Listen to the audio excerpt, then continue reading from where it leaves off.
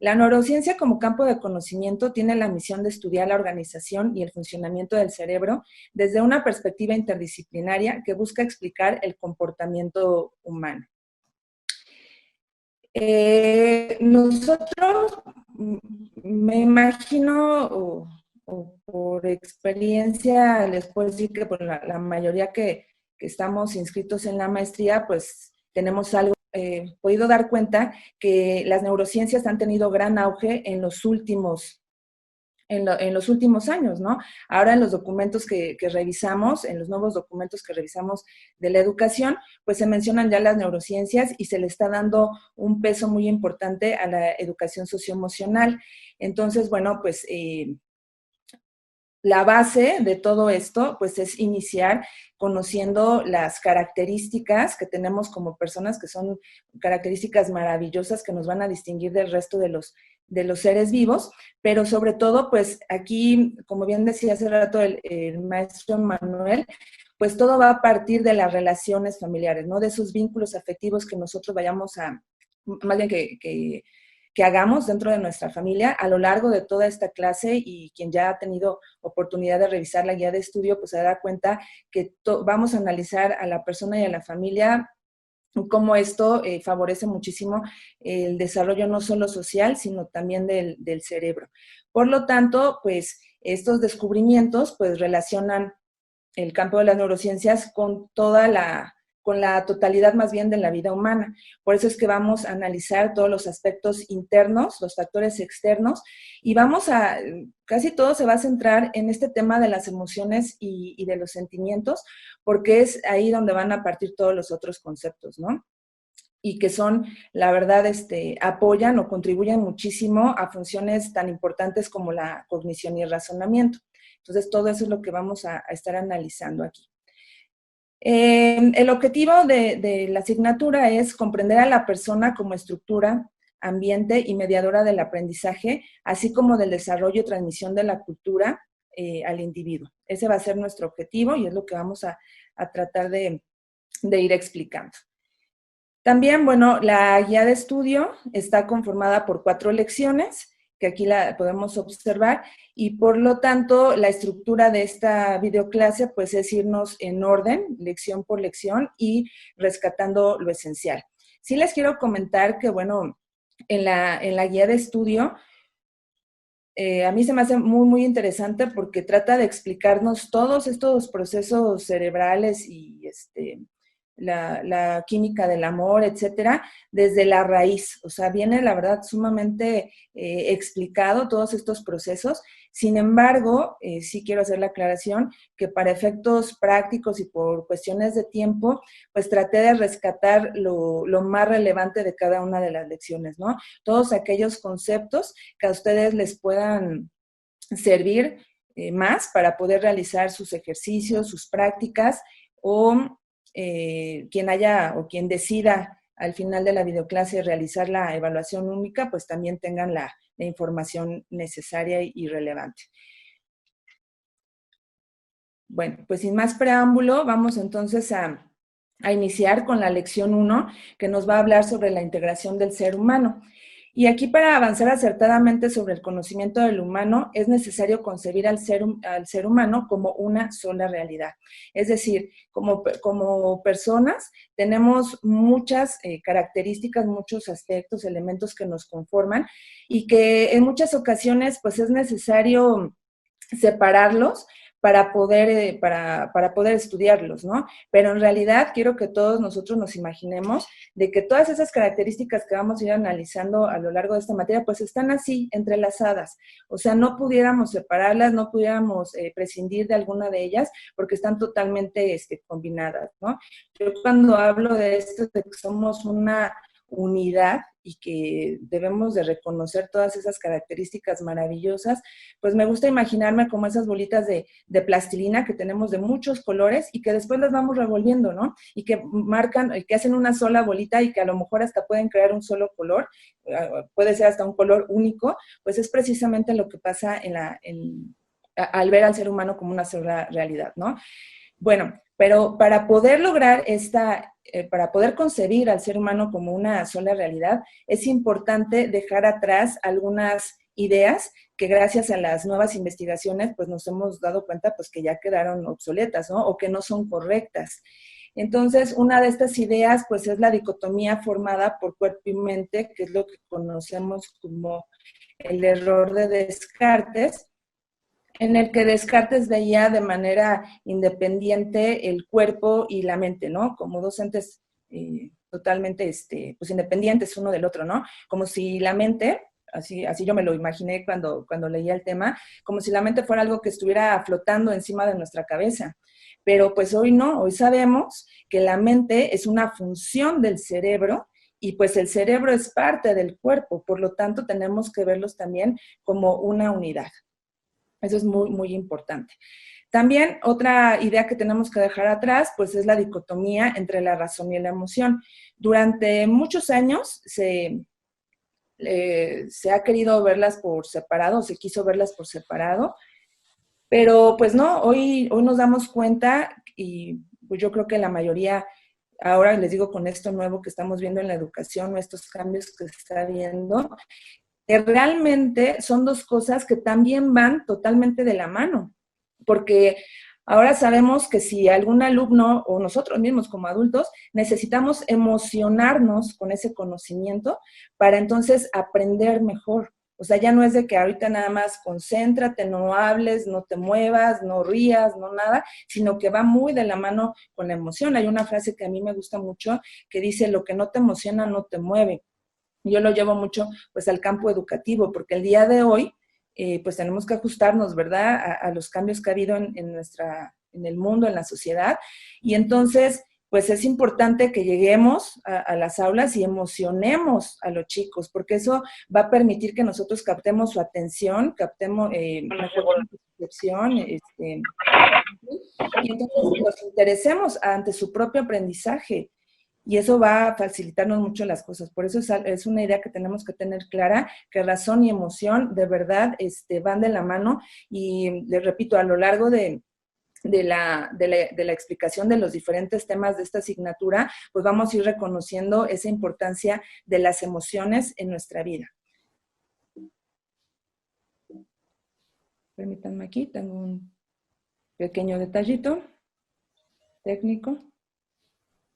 Bien, otro tema que vamos a revisar en la lección 1, pues es el concepto de familia, que obviamente también lo vamos a analizar desde el punto de vista de las neurociencias. Hay diferentes conceptos de familia, sin embargo, bueno, ahí en la imagen rescatamos las ideas que nosotros consideramos pertinentes para esta explicación y vamos a ver qué es la estructura de acogida y cuidado de la vida humana y es el primer ámbito en el que recibimos esa transmisión de la cultura. La familia, desde el punto de vista de las neurociencias, es sumamente importante porque favorece el desarrollo del cerebro del niño, ¿no? Todo este proceso se lleva por mediación de la familia y sumado a esto, pues de la cultura y del ámbito social. Vamos a ver que más adelante que como persona, pues son esos dinamismos que nos conforman y de los cuales pues no nos podemos desprender. No sé ustedes, pero a mí en mi caso, pues hace algunos años que estudié esta maestría, para mí estos conceptos que ven de su lado izquierdo, para mí fueron nuevos, ¿no? Y que son muy importantes a la hora de estudiar a la persona y a la familia. Uno de estos conceptos es la inversión de cuidados parentales, que hace referencia a esa inversión de energía y tiempo que le dan los principales cuidadores, que normalmente son los papás o alguien más que tome este rol, para la sobrevivencia del niño, ¿no? Para darle todos los cuidados necesarios de abrigo, de comida, de todo. A eso se refiere el concepto de inversión de cuidados parentales. También el concepto de impulso diatrófico hace referencia a la necesidad que tenemos las personas de cuidar a los más indefensos, ¿no? Les repito, este impulso diatrófico lo pueden tener los papás o lo puede tener pues el tutor, ¿no? El abuelito o algo, si los chicos están en algún orfanato o algo, bueno, pues las personas encargadas de su cuidado. A eso se refiere el impulso diatrófico. Y bueno, el concepto de plasticidad cerebral que la verdad es de los pues, más importantes descubrimientos que han tenido las neurociencias, que sé que ya lo trabajaron en la materia de introducción a las neurociencias, sí, pero ahorita me lo voy a saltar, no por otra cosa, sino porque en una de las lecciones le vamos a dedicar el tiempo necesario para comprenderlo de mejor manera, pero bueno, ahorita en pocas palabras, pues les comento que la plasticidad cerebral es la capacidad que tiene el cerebro de automodificarse, dependiendo del entorno en el que se encuentre, pero más al ratito lo vamos a modificar. Muy bien, bueno, pues vamos a... también hay un subtema ahí en la lección 1, que son las bases biológicas y neurofisiológicas de la vida. Y aquí pues sí les quiero recordar esta parte que a lo largo de este tema pues van a encontrar pues todos los conceptos que nos van a explicar este proceso de raíz, no solamente de la biología humana, sino de la biología de todos los seres vivos, que por supuesto toda esta información es bien importante, pero yo me quise ir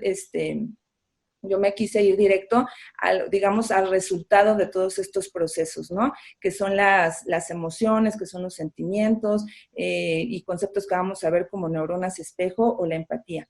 Y bueno, pues para dar pie a estos conceptos, les voy a pedir que veamos este pequeño video que nos va a explicar esas bases biológicas de una manera muy concreta. Cuando oímos la palabra emoción, la mayoría de nosotros piensa en el amor, el odio, la felicidad o el miedo, fuertes sentimientos que todos experimentamos en la vida. Nuestras emociones son la fuerza que impulsa muchos de nuestros comportamientos, útiles o inútiles. Pero, ¿de dónde vienen nuestras emociones? Nuestro cerebro está programado para identificar amenazas y recompensas. Si detecta alguna, la zona sensorial de nuestro cerebro nos alerta a través de mensajes químicos que conforman las emociones y que viajan a través del sistema nervioso por todo nuestro cuerpo. Cuando detectamos una amenaza potencial, nuestro cerebro libera hormonas, adrenalina y cortisol, que nos preparan para una pelea o una huida rápida. Cuando detectamos o experimentamos algo gratificante, como alguien haciendo algo bueno por nosotros, nuestro cerebro genera dopamina, oxitocina o serotonina. Estos son los químicos que nos hacen sentir bien y nos motivan para continuar en nuestra tarea o comportamiento. En esos instantes, la parte sensorial del cerebro entra en acción antes que el cerebro lógico. A veces las reacciones del cerebro sensorial son tan fuertes que dominan nuestros comportamientos y somos incapaces de pensar racionalmente en ese momento. Nuestras emociones secuestran nuestro cerebro. Aunque muchas de nuestras respuestas emocionales pasan de manera inconsciente, nuestro pensamiento puede influir en nuestras emociones y esto puede ser de gran utilidad. Solo pensar en algo amenazante puede provocar una respuesta emocional. Aquí es donde podemos manejar nuestras emociones con nuestro pensamiento consciente. Nuestras emociones juegan un papel muy importante en la forma en la que experimentamos el mundo. Entender y controlar nuestras emociones a través de nuestros pensamientos y comportamientos puede ayudarnos a tener un mayor control de nuestro cerebro y a conseguir nuestras propias metas. Muy bien, pues ahí está a grandes rasgos, bueno, la información de la neurofisiología, ¿no? De las emociones. Y podemos, bueno, este tema de las emociones de verdad que es increíble porque si nosotros nos damos cuenta, en cada instante de nuestra vida estamos sintiendo alguna emoción, todo el tiempo. O sea, no podríamos, como dice ahí, no sería posible nuestra supervivencia, ¿no? Las emociones están totalmente involucradas en el funcionamiento del cerebro. Entonces, todo el tiempo estoy, por ejemplo, ahorita pues estoy tranquila o estoy nerviosa, habrá quien amaneció con toda la actitud y está muy contento, pero al ratito pasa alguna situación que le hace sentir enojo, que le hace sentir tristeza, que le hace sentir miedo. Es decir, las emociones siempre están presentes en nuestras vidas, o sea, no nos podríamos desprender de ellas. Hay muchas emociones, ¿no? Dependiendo el autor que elijamos. A mí me gusta muchísimo quedarme con la clasificación que pone a las 5 emociones básicas, que es el amor, el miedo, la alegría, la tristeza, el enojo. Y bueno, pues, ¿por qué decimos que sin ella sería, o no sería posible nuestra supervivencia? Porque cada una de ellas tiene una función. Es decir, sin ellas no podríamos distinguir entre las situaciones favorables y desfavorables que pasan en nuestro entorno, ¿no? Entonces, hay situaciones que a veces ponen en peligro nuestra vida y entonces no podríamos hacer nada, ¿no? Para podernos defender.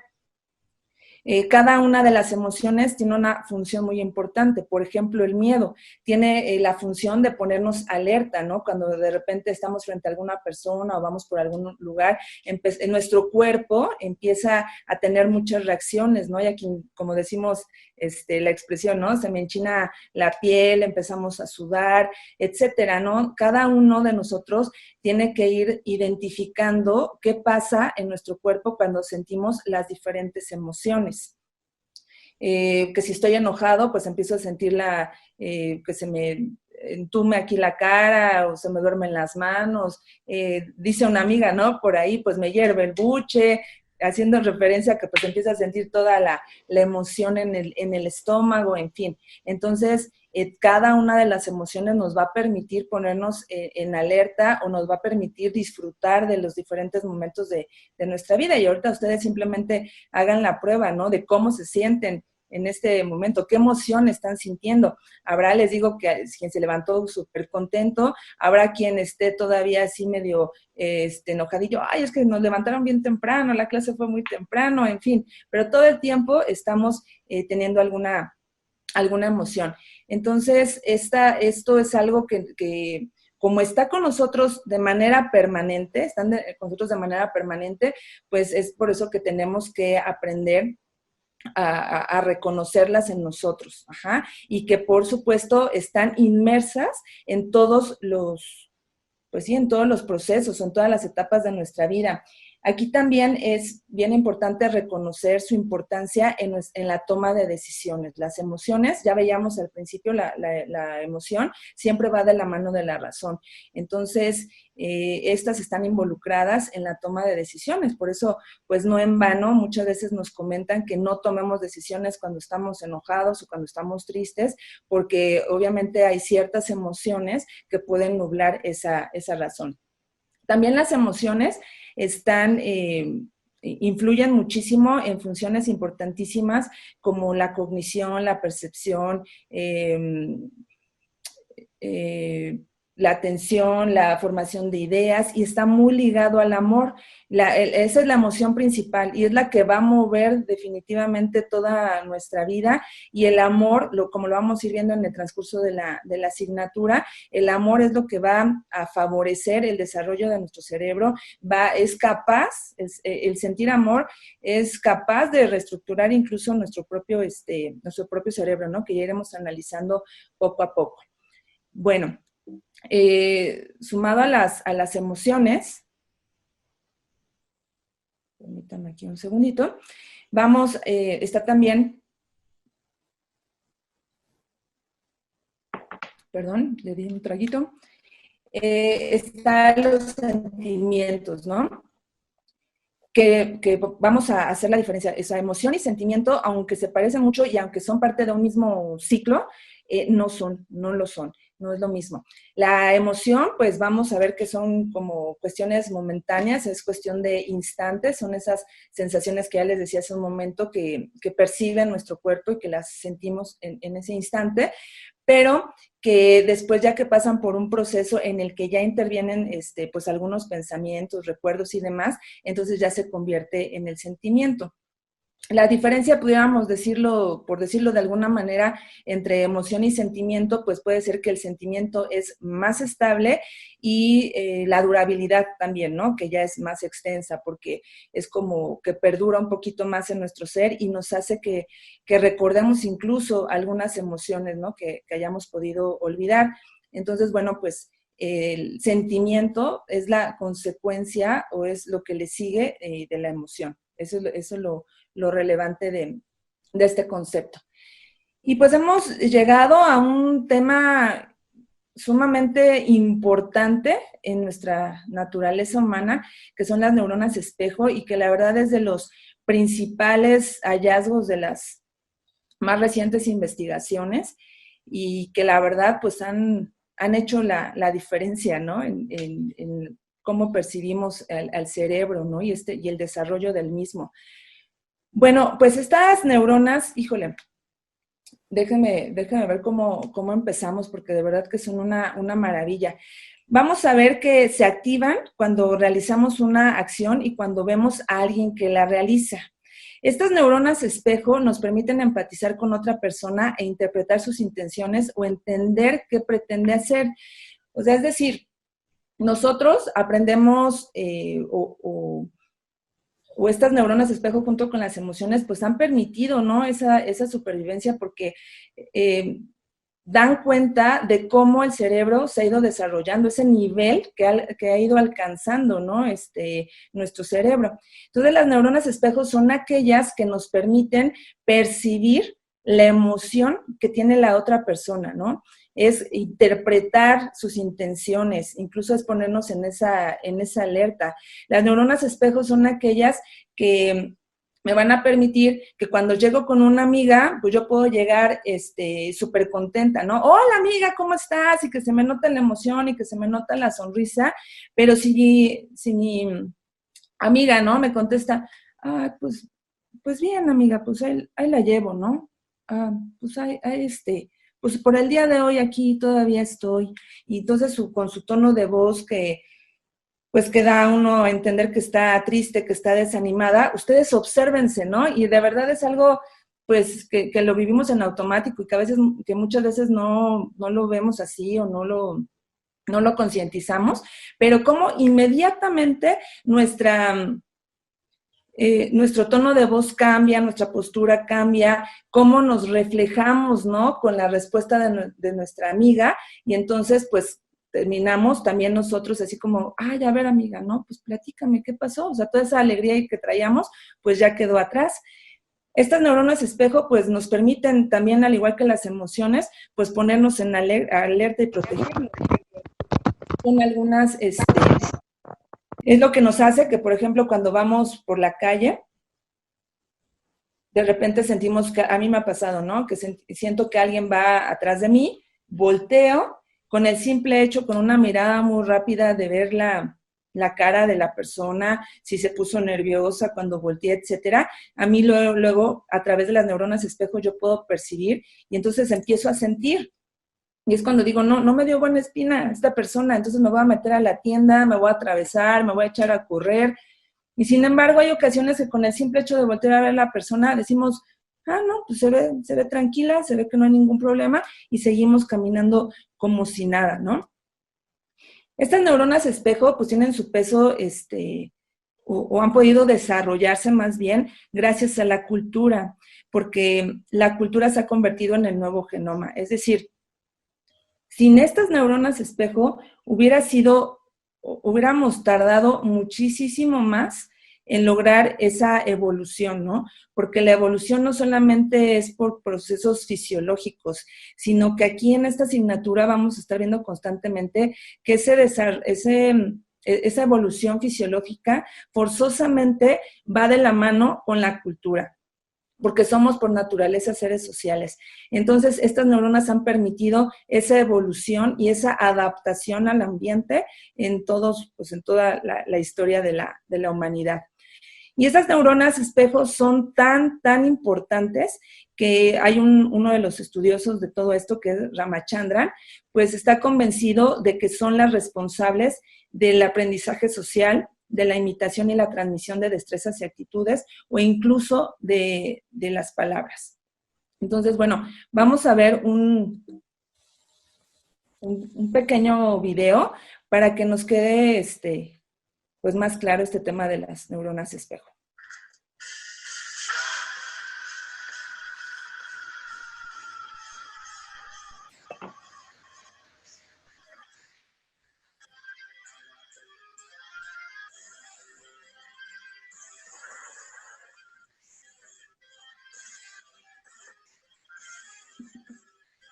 Esta serie de imágenes, seguro que muchos de vosotros os habéis removido en el sillón. Rebobinemos la secuencia. ¿Nunca te has preguntado por qué sufres de una reacción física, algo parecido al dolor cuando ves dolor en los otros? La respuesta está en las neuronas espejo, unas células del cerebro que actúan realmente como espejos, en el sentido más literal del término. Reflejan las sensaciones de los demás y hacen que las sintamos casi como si las viviésemos en nuestra propia piel.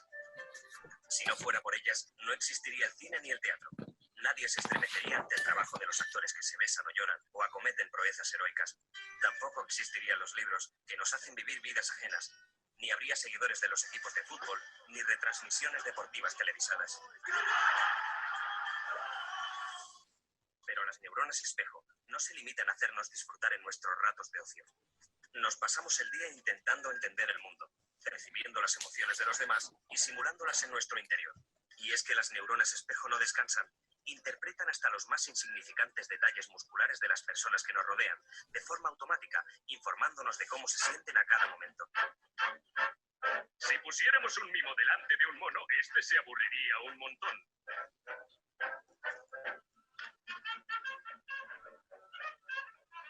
Sin los objetos reales, sus neuronas espejo no se activarían. El mono no entendería las acciones del actor. Y es que los monos no pueden imaginar aquello que no ven.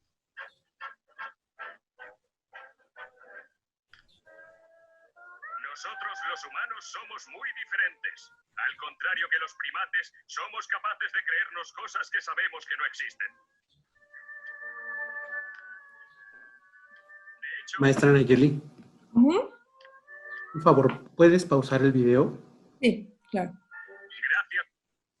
Vamos a necesitar aumentar el volumen del video. Están diciendo en el chat que algunos lo escuchan muy bajito. Vamos a subirle un poquito más. Para quienes usen auriculares, por favor, tomen sus precauciones. Le vamos a subir un poquito más al video. Maestra Nayeli, a ver si en el control del video, ahí está, haces clic en el video, ahí hay un control de audio. Subámosle un poquito más, no tanto, como un 80%. A ver, ¿aquí? Vamos a hacer la prueba ahí. Por favor, los compañeros que usan auriculares, tengan sus ¿Regresa el precauciones. video? Sí, ¿Sería por posible favor. repetirlo? Sí, claro. Claro que sí. Bien. A ver, ¿me dicen, por favor? Sí, se escucha mucho mejor. ¿Sí? ¿Le bajo o algo? Sí. No. Ya cada quien ajuste, por favor, su volumen en sus auriculares o bocinas, pero le vamos a dejar en este momento así, para que los que lo escuchaban bajito lo puedan escuchar bien. Se le bajó de nuevo, ¿verdad, maestra Nayeli? No, ya no le moví aquí. Rebobinemos la secuencia. Ahí vamos a dejarle. Ahí vamos a dejarle. ¿Nunca te has preguntado por qué sufres de Gracias. una reacción? Sí. ¿Algo parecido al dolor cuando ves dolor en los otros? La respuesta está en las neuronas espejo, unas células del cerebro que actúan realmente como espejos, en el sentido más literal del término. Reflejan las sensaciones de los demás y hacen que las sintamos casi como si las viviésemos en nuestra propia piel. Si no fuera por ellas, no existiría el cine ni el teatro. Nadie se estremecería ante el trabajo de los actores que se besan o lloran, o acometen proezas heroicas. Tampoco existirían los libros que nos hacen vivir vidas ajenas, ni habría seguidores de los equipos de fútbol, ni retransmisiones deportivas televisadas. Pero las neuronas espejo no se limitan a hacernos disfrutar en nuestros ratos de ocio. Nos pasamos el día intentando entender el mundo, percibiendo las emociones de los demás y simulándolas en nuestro interior. Y es que las neuronas espejo no descansan. Interpretan hasta los más insignificantes detalles musculares de las personas que nos rodean, de forma automática, informándonos de cómo se sienten a cada momento. Si pusiéramos un mimo delante de un mono, este se aburriría un montón.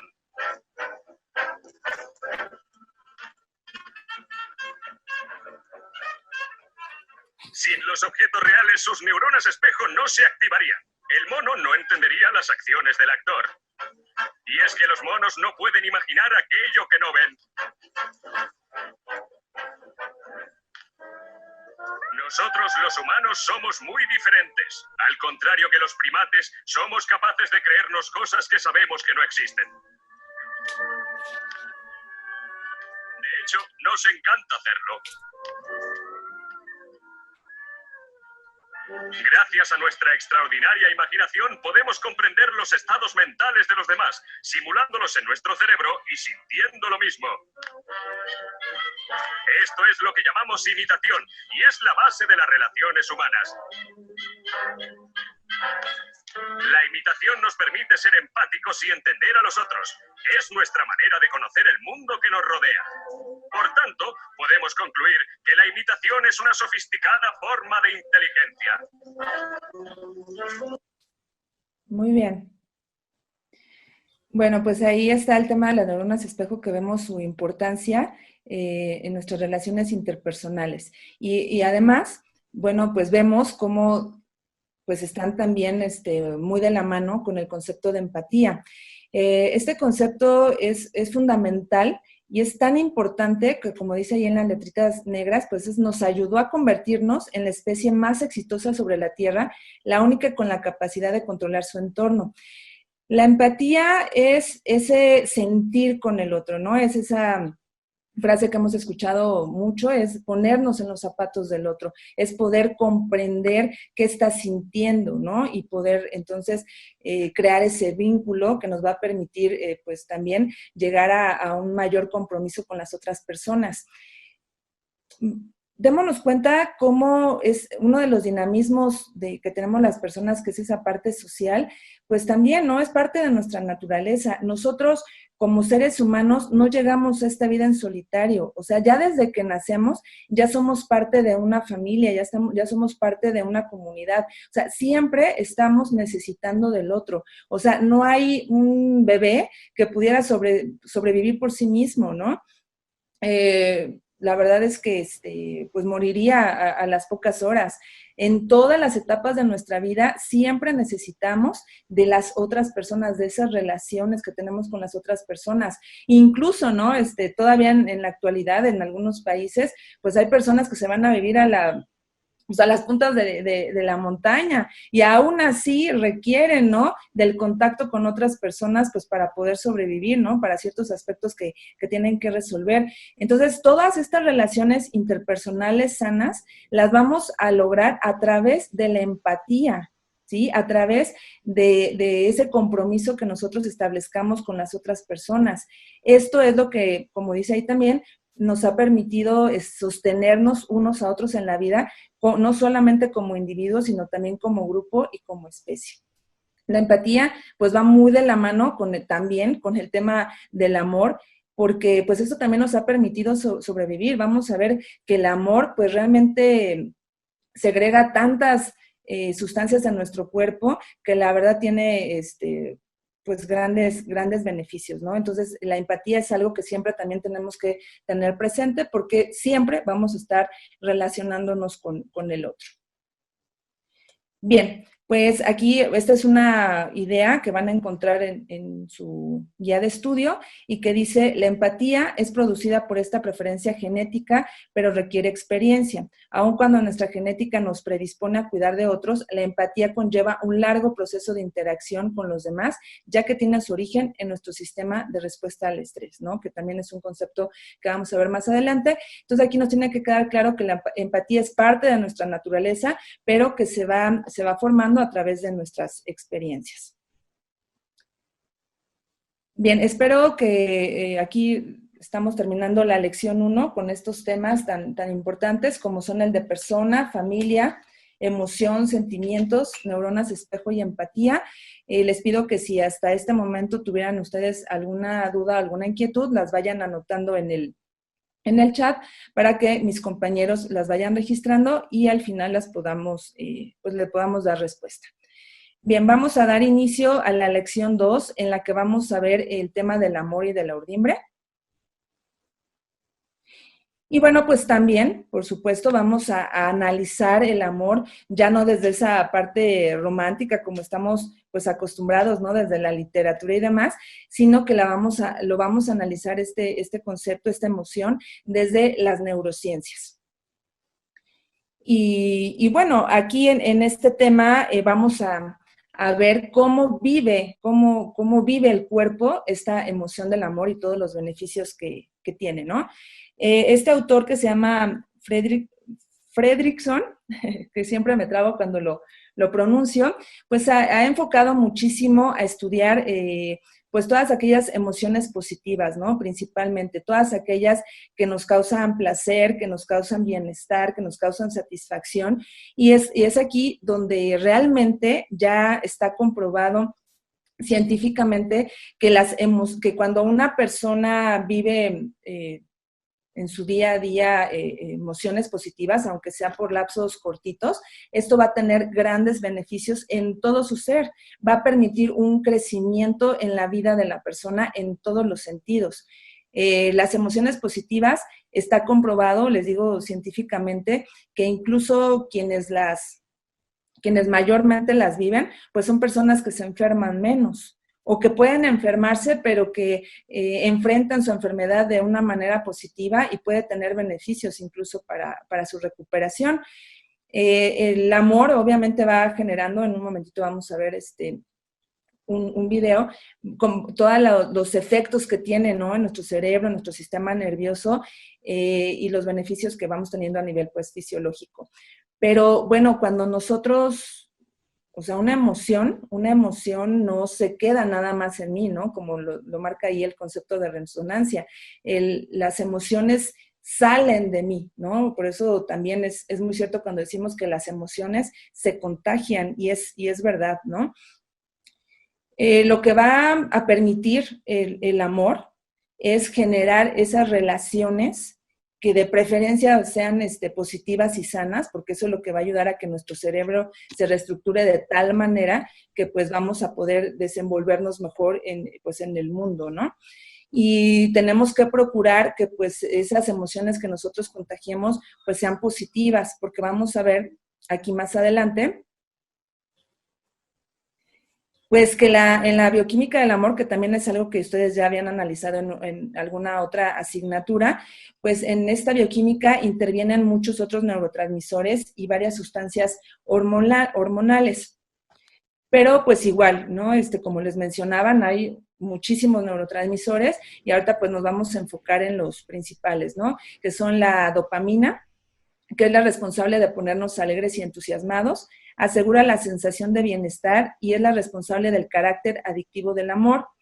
La luliverina, que es la responsable de la excitación sexual cuando ya estamos hablando de la cuestión de pareja, porque aquí también quiero hacer un paréntesis, ¿no? Cuando hablamos del amor, y ahorita que lo vamos a estar analizando en toda la asignatura, pues no nada más estamos hablando del amor de pareja, ¿no? Sino del amor entre todas las personas que nos rodean, ¿no? El amor de padres a hijos, entre hermanos, en fin, con todos nuestros seres queridos. Es como el amor así en general. Y bueno, pues hay otro neurotransmisor que es la oxitocina, que hace más atractivas a las personas, suscita el apego y corta la función crítica de nuestra razón. Así que de verdad que mucho ojo, porque esa frase que también nos dicen mucho de que el amor es ciego, pues sí, efectivamente la ciencia lo dice, ¿no?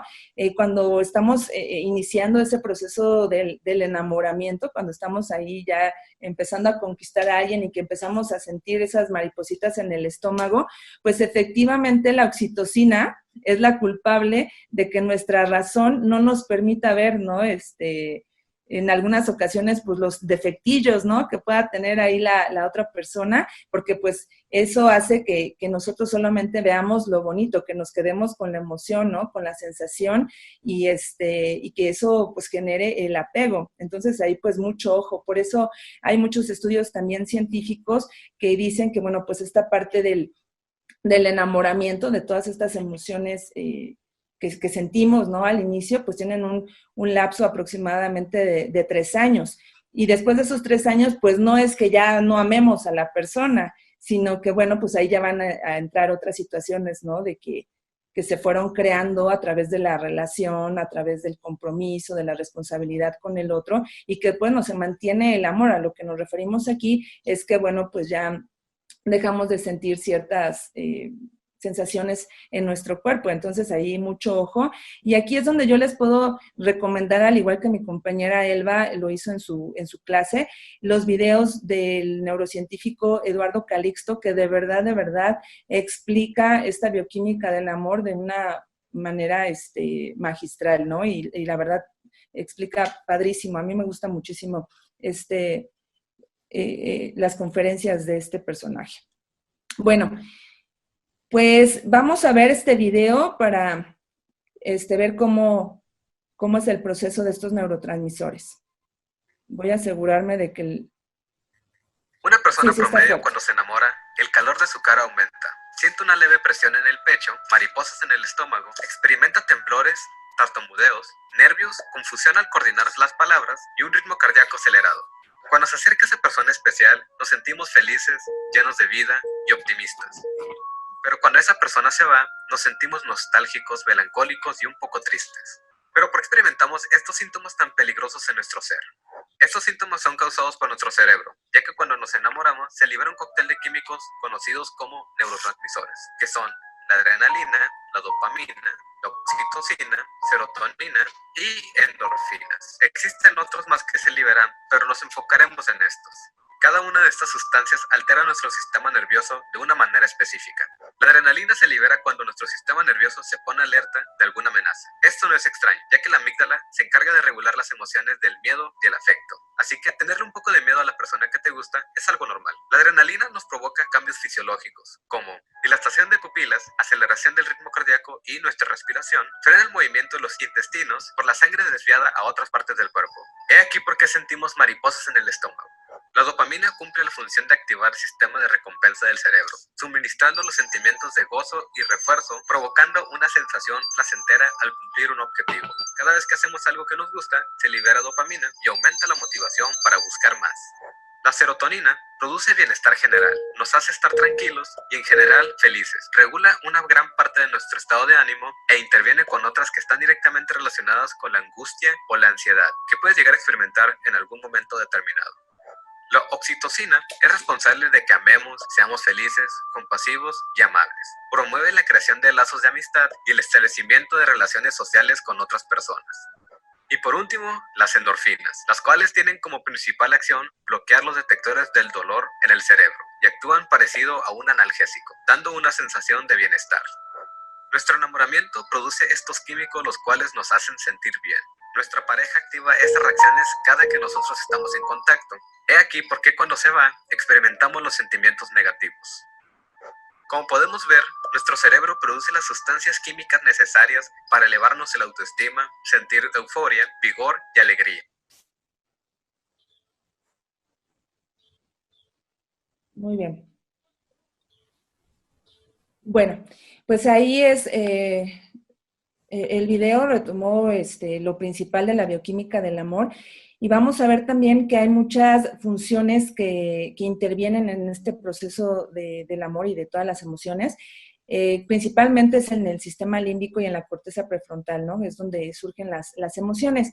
Y aquí vamos a ver, al estar hablando de bioquímica del amor, pues también es bien importante identificar que pues sí hay diferencias, ¿no? En la estructura cerebral entre hombres y mujeres. Y por eso un dato curioso, y para que después los hombres no digan que es algo que decimos, los hombres no digan que son cosas que decimos las mujeres nada más porque queremos que nos apapachen y nos consientan, sino que la ciencia dice que pues para los hombres es muy importante la apariencia física, pero para las mujeres pues es muy importante elegir a alguien con el que nos sintamos pues con estabilidad y que nos ofrezca mucha seguridad, ¿eh? Así que no crean que nada más es porque queremos que nos chiquen, sino realmente pues nuestra estructura cerebral así nos lo está pidiendo.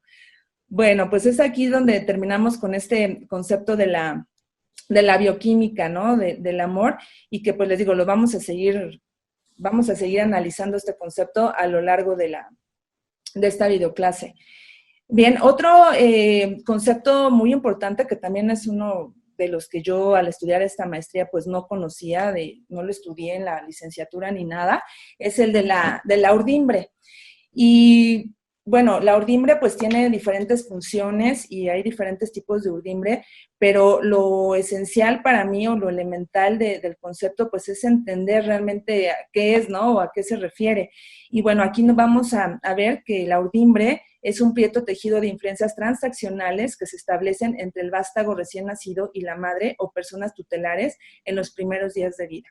Entonces, en otras palabras, ¿no? ¿A qué se refiere la urdimbre? Es ese entramado de relaciones. Acordémonos siempre, siempre, siempre que somos seres sociales y la importancia de este dinamismo social y cultural que nos conforma como personas. Entonces, en nuestro desarrollo es muy importante todas esas influencias de las relaciones que nosotros tenemos con nuestros padres principalmente y con todas las personas responsables de nuestro cuidado. Entonces, a eso se refiere. Es toda esa combinación de influencia de las relaciones que tenemos con las personas con las que interactuamos, que nos van a permitir, bueno, la urdimbre, por ejemplo, gracias a ella, pues nosotros aprendemos las normas sociales, o a través de la urdimbre, del contacto con los otros, pues es donde nosotros vemos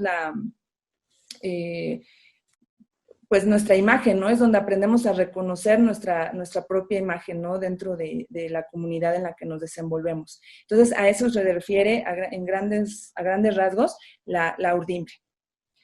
Bien, otro tema que vamos a tratar en la lección 2 es el tema de persona. Para mí, en todo lo que he estado pues estudiando en las 2 maestrías y demás, pues es el tema base, ¿no? En todas las profesiones, en todos los lugares, en todos los ámbitos, donde realmente pues estamos trabajando con los seres humanos, y pues en todos lados estamos siempre en contacto con seres humanos. Por eso es bien importante entender, bueno, pues entonces, ¿qué es persona? Lo fundamental del tema de persona es entender que somos únicos e irrepetibles, que no hay nadie en el mundo igualito a nosotros, que nos conforman muchísimos elementos, y que la verdad, pues somos los seres superiores, ¿no? En el universo, porque hay muchas cosas que por supuesto nos van a diferenciar del resto de los seres vivos, ¿no? Y una de esas es la cuestión de la razón, que nos la ha dado toda esa estructura cerebral, todo ese desarrollo cerebral que hemos venido teniendo a lo largo de la historia. Y tenemos capacidades que no lo tienen otros seres, como es el de pensar, sentir, querer, actuar. Pero, ¿qué nos hace ser de verdad así únicos e irrepetibles? Pues no solamente son las características físicas, ¿no? No es solamente que unos somos más bajitos, otros más altos, güeritos o morenitos, sino son todas estos dinamismos, ¿no? Que nos conforman, como es también el psicológico, el social y el cultural, y todos estos elementos que conforman el concepto de sexualidad, porque acordémonos que el concepto de sexualidad no solamente hace referencia a la parte sexual o al sexo, sino la sexualidad abarca la totalidad de la persona, ¿no? Todos esos aspectos biológicos, psicológicos, culturales, éticos, espirituales, que por supuesto van a favorecer la estructura.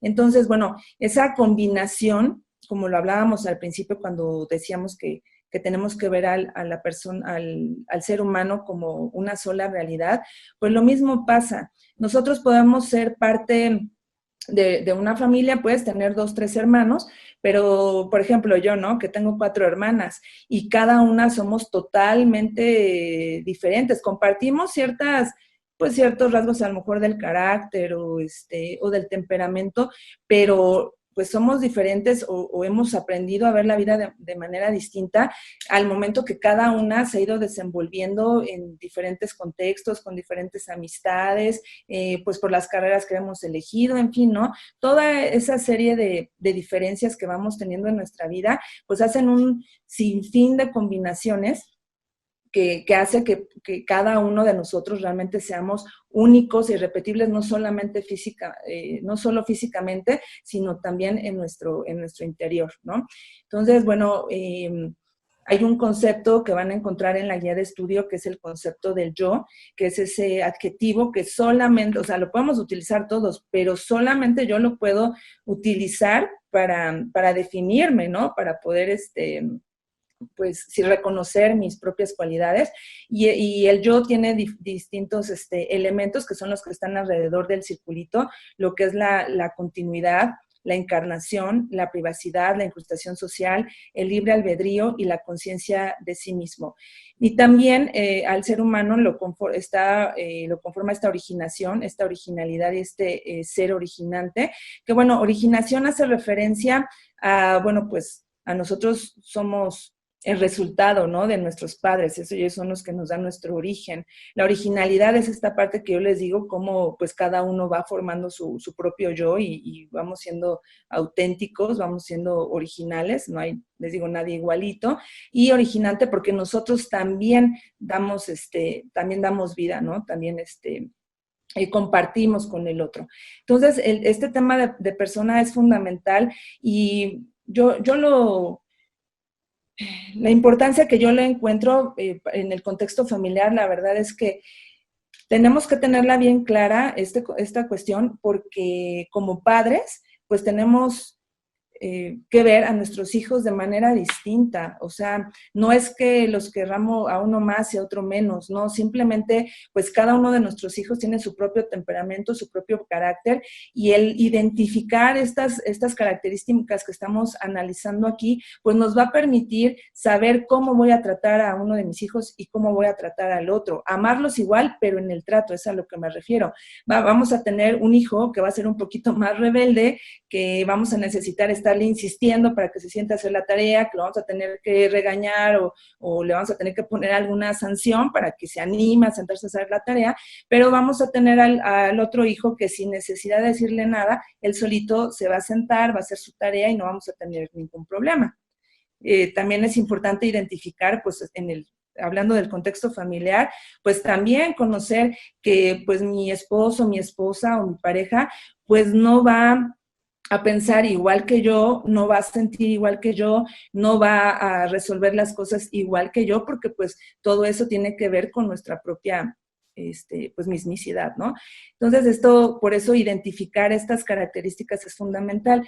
A mí el reconocer esto en la persona me ha servido muchísimo en los ámbitos en los que me he desenvuelto, porque realmente me ha sensibilizado mucho. O sea, reconocer que cada persona es única me ha sensibilizado para entonces poder entender mejor a los alumnos, para poder darles o más bien para reconocer el valor que cada uno de nosotros tenemos, porque por el simple hecho de ser personas ya somos seres sumamente valiosos, ¿no? A eso se refiere el concepto de dignidad humana, al valor que tenemos por el simple hecho de ser personas. Entonces todos, gracias a todas estas cualidades maravillosas que tenemos, pues es que somos valiosos y ese valor pues nadie nos lo puede quitar, y eso a mí me ha permitido empatizar. Retomando los temas, me ha permitido empatizar con todas las personas con las que me desenvuelvo, y pues la verdad es pues lograr tener unas relaciones interpersonales como muy, muy bonitas, la verdad, que claro que no es monedita de oro, pero otra vez no puedo, pero sí favorece mucho que nos podamos respetar como personas, el reconocer este valor de la persona. Bueno, pues igual, le repito, damos fin ahorita a la lección 2. Y vamos a dar paso a la lección 3. Si tuvieran algunas dudas de la lección 2, por favor, ya saben que las anotan en el chat. Bien, la lección 3 vamos a hablar del desarrollo personal mediante los vínculos familiares. Y vamos a ver ahora sí, ya más a fondo, el tema de neuroplasticidad. Vamos a ver estos sistemas tan importantísimos que se llevan a cabo en nuestro cerebro, que es el sistema de recompensa y el sistema de respuesta al estrés. Y vamos a continuar analizando el tema del amor desde la importancia de esos vínculos afectivos. Bien, para entrar al tema de neuroplasticidad, al igual que al principio tuvimos que dejar atrás las dicotomías, ¿se acuerdan? De entre razón y emoción, entre cuerpo y mente. También aquí en esto de la neuroplasticidad tenemos que dejar de lado este término que es el localizacionismo, que bueno, pues es una teoría que postula que cada función o conjunto de funciones está localizada en determinada parte del cuerpo. Entonces, si esa parte del cuerpo se daña, pues con ella, pues esa función se pierde y pues tal vez lo ven como imposible, ¿no? Que se vuelva a recobrar o que el cerebro se vuelva a reorganizar. Entonces, es una teoría que también ve al cerebro como una máquina, ¿no? Hace la comparación del cerebro con una computadora y entonces dice, pues le repito, si una parte de esa computadora se descompone, pues ya se descompone todo y pues ya es muy complicado repararla.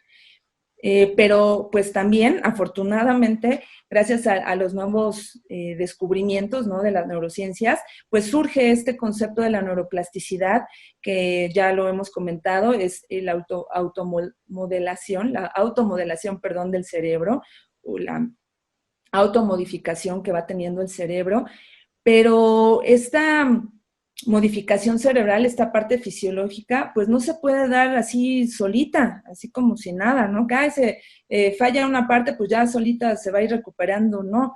Forzosamente requiere de las experiencias que nosotros vayamos teniendo y del contexto en el que nos desenvolvemos y de las actividades que nosotros podamos realizar.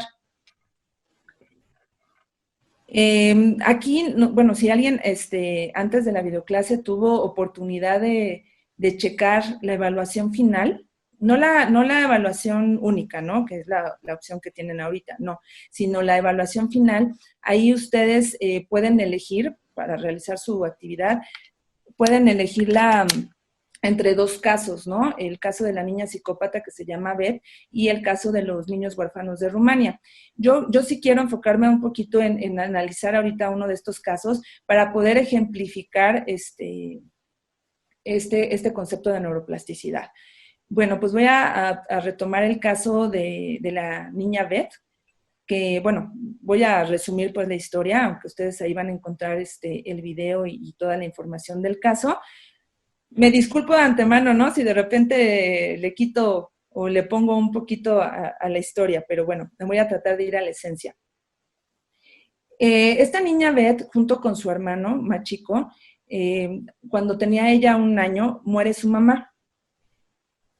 Ella y su hermanito se quedan a cargo del papá, que era alcohólico y que pues esa misma situación de alcoholismo provocó que que los niños sufrieran violencia, que sufrieran descuido, eran niños que estaban en completo abandono, ahí van a ver ustedes fotografías de cómo chiquititos y como que nada más les dejaba cereal o mamilas de muchos días, etcétera. Entonces sufrió mucho abuso, incluso físico, tuvo agresión sexual de su papá, pues cuestiones psicológicas, emocionales, que entonces pues hizo que Beth tuviera ciertas reacciones, ¿no?, que su cerebro se conformara de tal manera que Beth siempre pues sintiera pues deseos de matar, ¿no? Esos son los rasgos psicópatas, y que de matar, de lastimar, y sin ningún remordimiento, ¿no? No sentía ninguna empatía hacia el otro, ni nada. Pero bueno, afortunadamente, un matrimonio los adopta a Beth y a su hermanito.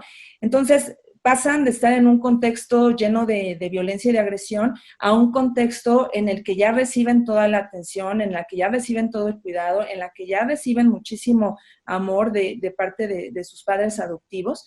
Y es ahí donde los papás empiezan a percatar de estas situaciones que presenta Beth, ¿no?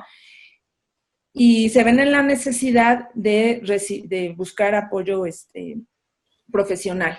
Pero bueno, pues en este apoyo profesional, pues obviamente la llevan a un ambiente en el que ya había límites, en el que había normas, en el que empieza a tener contacto incluso con animales, tiene que empezar a estar en contacto con otras personas, realizar diferentes actividades. Cuando vemos las entrevistas que le hace ahí el psiquiatra a Beth, realmente vemos en su facción, en su cara, pues en su conducta, les digo que, como les decía hace un momentito, pues que ella no tiene ningún remordimiento, ¿no? O sea, perdió esa capacidad de vivir la empatía, la compasión, etcétera. Pero al momento que está inmersa en un ambiente de amor, es increíble cómo en cuestión de meses el cerebro de Beth se reestructura y entonces Beth incluso empieza a sonreír, empieza a sentir empatía, empieza a amar. Con esto, ¿a dónde quiero llegar, no? Que para lograr esta neuroplasticidad necesitamos de estas experiencias, y este caso realmente comprueba de verdad la magnitud de las consecuencias positivas que tiene el amor en nuestra persona, porque realmente logra, hay fotografías, incluso que pueden buscar ustedes en internet, que creo que en la materia de introducción a las neurociencias también vieron esas fotografías bueno, yo ahorita sí me adelanto que a lo mejor si en aquel tiempo se las hubieran tomado a ver esas fotografías de su cerebro cuando estaba inmersa en ese ambiente de violencia que tenía con su padre, pues después las fotografías pudieron haber sido muy distintas, porque realmente hay una reestructuración de nuestro cerebro. Pero la neuroplasticidad es un resultado realmente de las maravillas del amor. Ajá. Ahí se comprueba que realmente el amor hace al cerebro, porque como decíamos en las emociones, aunque ese amor lo sintamos por pequeños lapsos en el transcurso del día, pero si es algo que pues es constante en nuestra vida, realmente va a generar un crecimiento en nuestra vida, ¿no? Va a hacer que veamos al mundo de manera muy distinta a las personas que desafortunadamente están inmersas en un contexto, pues, de violencia. Entonces, esta es la maravilla que tiene nuestro cerebro, que tiene esa capacidad de moldearse y por eso siempre, yo les decía desde que inició la sesión, que por eso son tan importantes las emociones y principalmente las emociones positivas como el amor, porque van a tener una repercusión importantísima en el desarrollo de nuestro cerebro. Entonces, junto con este concepto de neuroplasticidad, que tiene su razón de ser en este aspecto sociorrelacional, o sea, que no se podría dar si no estuviéramos inmersos en cierto contexto, no se daría en solitario este cambio. De la mano también están estos sistemas que se desarrollan en nuestro cerebro, que son los sistemas de recompensa y de respuesta al estrés. Estos sistemas se conforman dependiendo la interacción que tiene el niño con las personas encargadas de su cuidado.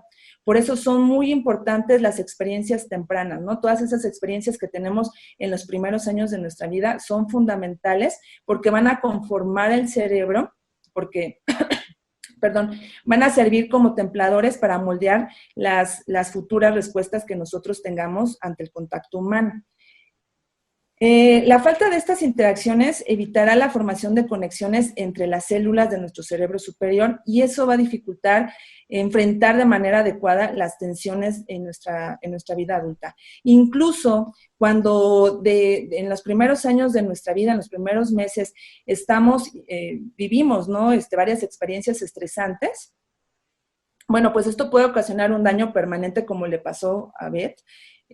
Claro que si no hay ese cambio de contexto, y entonces incluso la persona pues puede padecer algunas enfermedades psiquiátricas, ¿no? En la adultez.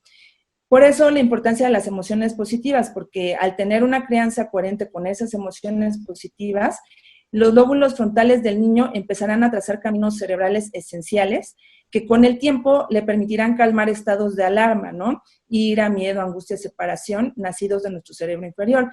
¿Qué es lo que vimos en el caso de Beth? O sea, ella siempre, por la situación que vivía, siempre estaba en constante alarma, siempre con la alarma de huida y demás, por todo lo que estaba viviendo, pero ya cuando cambió de contexto, ella pudo reestructurar su cerebro, dejar atrás estas sensaciones de ira y de miedo, y entonces, pues, ya no se los comenté hace ratito, pero logró ser, me parece que se convirtió en enfermera, ¿no? Y que para mí, pues, esa es una profesión que realmente requiere de muchísimo amor y requiere de muchísima empatía. Entonces, de verdad que ojalá puedan analizar este caso. Entonces, es tan importante el amor para que nosotros podamos manejar nuestras emociones a lo largo de toda nuestra vida y evitar el estrés, que eso se da, por ejemplo, cuando, por ejemplo, es un mito, ¿no? Es una mentira que cuando llora un bebé, lo dejemos llorar todo el rato, para que se le desarrollen los pulmones. Pues no, porque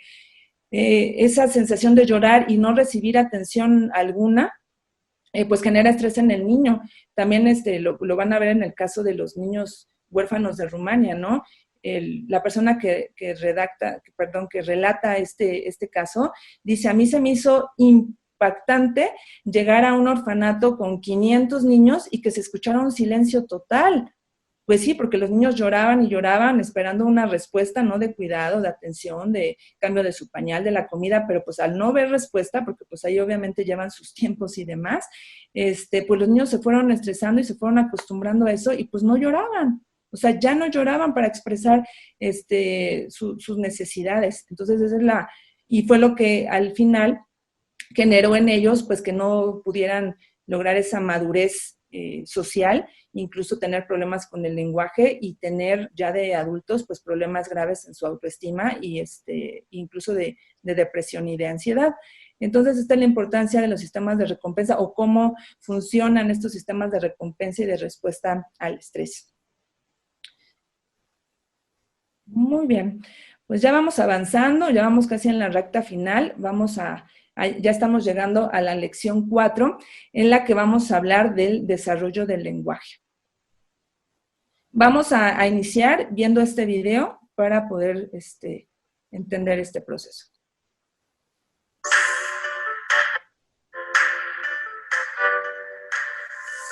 Se escucha bajito, me indican, por favor. Con nosotros y desde ese momento habitan en nuestros cuerpos. Incluso antes de que podamos hablar, en nuestro interior ya hay fonemas y estructuras gramaticales que se esfuerzan por brotar y salir al mundo. El camino del lenguaje empieza antes de nacer.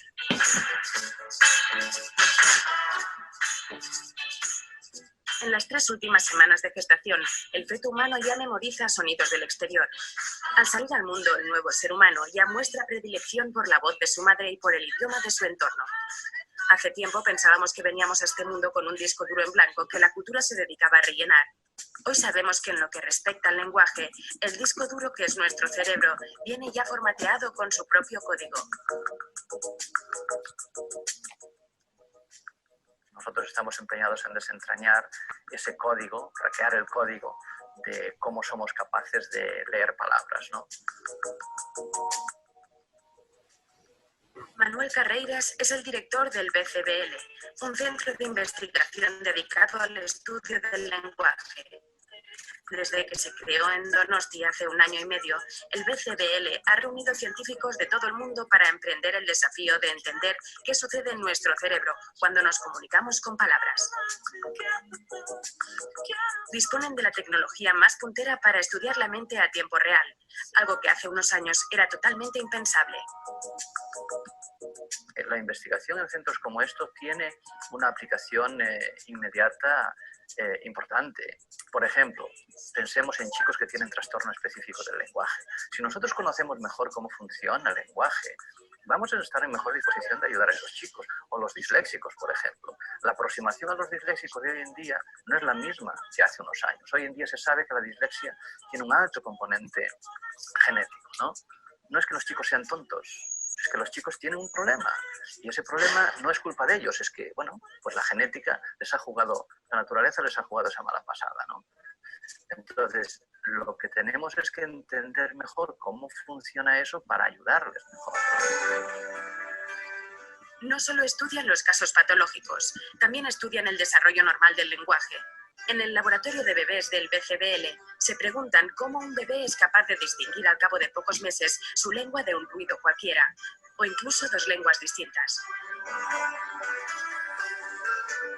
Una de las cosas que hemos hecho ha sido ver si los bebés bilingües euskera-castellano son capaces de distinguir esas 2 lenguas cuando tienen 3 meses y medio o 4 meses, ¿no? A los 4 meses son capaces de distinguirlo, a los 3 meses y medio no está del todo claro. ¿Eso es importante? Sí, es importante. Es importante porque estamos intentando entender qué pasa por cómo adquiere la lengua un bebé monolingüe o un bebé bilingüe.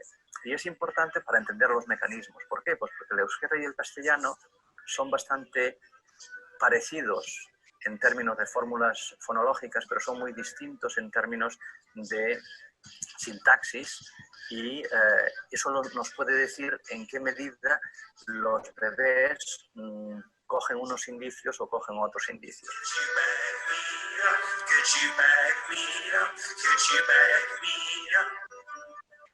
You believe it or not, the majority of the global population consists of babies who learn more languages than one from birth. But unfortunately, research has been focused on monolingual babies so far. So we are trying to understand how babies can learn 2 languages from birth. Is it difficult for them? Is it easy for them? And what we find, yes, it is easy for them. So it's not a problem for a baby to acquire more than 1 language from birth. It does not cause any kind of confusion. It does not cause any kind of delay in language development in general. Mónica Molnar es investigadora del BCBL y centra sus estudios en cómo los bebés adquieren el lenguaje. Poco a poco va desentrañando las fases por las que pasa el cerebro del bebé para procesar los sonidos que le llegan y convertirlos en palabras. Ahora se sabe que a los 6 meses se empiezan a reconocer con claridad las vocales del propio idioma. Al año, sin embargo, son las palabras las que toman vida propia dentro de la maraña de sonidos que escuchan. Pero para que eso suceda, los padres tienen un papel fundamental. You have to start speaking to your infant as soon as your baby is born. The babies absorb a huge amount of information in every single minute when they are not sleeping. They need you to talk to them. Babies learn a lot about language, not only by hearing the language, but also by interaction, human interaction. They learn a lot about the language by just looking at your lips, looking at your articulation. They learn how to produce these speech sounds.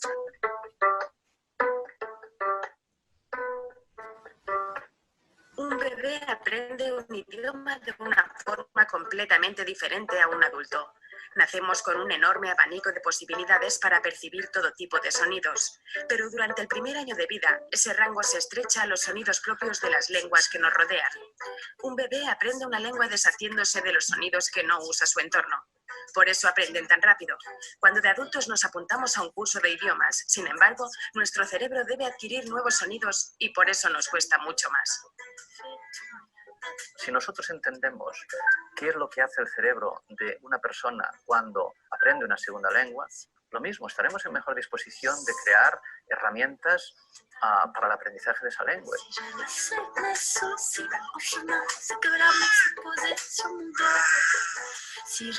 Hay cursos de idiomas que nos prometen que aprenderemos como lo hacen los bebés, pero ahora sabemos que eso es imposible. Algo sucede en el primer año de vida que ya no ocurre nunca más. Algo que nos influirá para siempre. Desde el principio, el lenguaje lo impregna todo en nuestra vida. Bien, seguro aquí también se nos activaron, ¿verdad? Nuestras neuronas espejo al ver las sonrisas de los bebitos. Bueno, pues aquí en el video a mí me pareció muy bueno porque sí resume de una manera muy adecuada todo el proceso del lenguaje, ¿no? Vamos, que se concreta aquí en este esquema que les estoy poniendo, pues cómo los bebés pues van discriminando los sonidos a través de la imitación de adultos, después descifran reglas generales del idioma, agrupan sonidos para formar palabras, oraciones y significados, y para el final pues entienden los conceptos al expresarlos. En todo esto, pues la verdad es que nuevamente, por eso les digo que como bien decía el maestro Manuel desde el principio, y yo pues pienso que lo fui recalcando, es como la importancia de los adultos, ¿no? Ese papel tan fundamental que desempeñan para que también se dé el aprendizaje del lenguaje.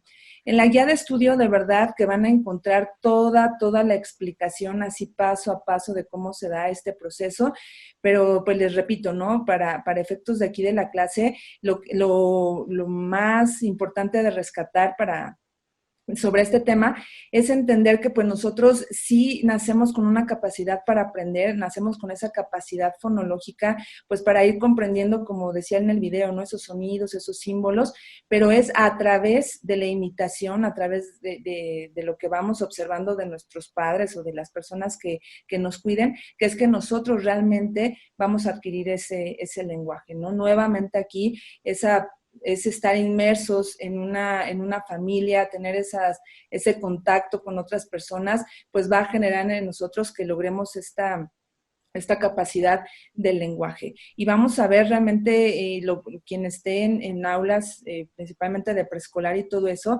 pues sí se nota una diferencia muy grande entre los niños que que están dentro de un contexto familiar pues sano, se nota en su lenguaje, ¿no?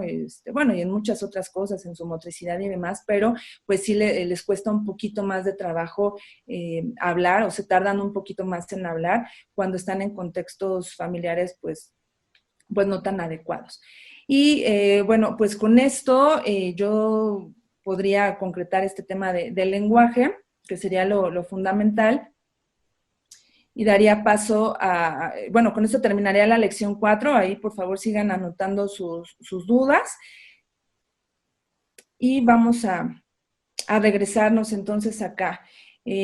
Como pudieron darse cuenta, pues fuimos recorriendo cada una de las lecciones, retomando lo esencial, porque les repito, o sea, hay mucha información, hay muchos conceptos, toda esa explicación de raíz, pero bueno, yo quise irme ahora sí que al resultado de todos esos procesos, ¿no? A todo, digamos, ya lo que más utilizamos pues en el día a día, ¿no? La cuestión de las emociones, los sentimientos y demás, pues quise irme directamente a esos conceptos.